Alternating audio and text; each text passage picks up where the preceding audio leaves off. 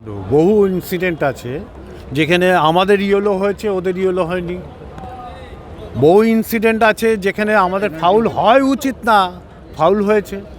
আমরা মনে হয় এটা ভুল করেছি, রেফারি রিক্রুট করতে পারিনি প্রপারলি, যে হয়তো অন্যান্য টিমরা এটা করতে পেরেছে।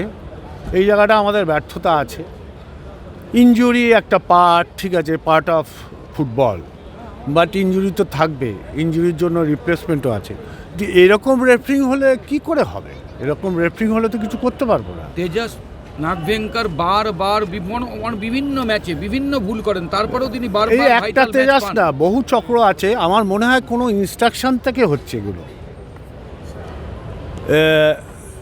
কে ইনস্ট্রাকশন দিচ্ছে সেটা হয়তো ধরতে পারছি না। আপনারা যদি পারেন ধরে আমাদের জানালে আমরা যথাযথ ব্যবস্থা নেব।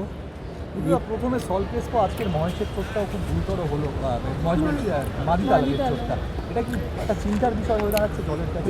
সেটা কোচ ঠিক করবে, নিশ্চয়ই কোচ এর রিপ্লেসমেন্ট ভাববে।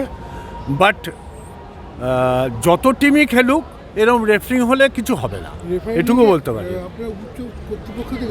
কতবার জানাবো, কাগজ তো ফাইল হয়ে গেছে, লাভ তো হচ্ছে না কিছু।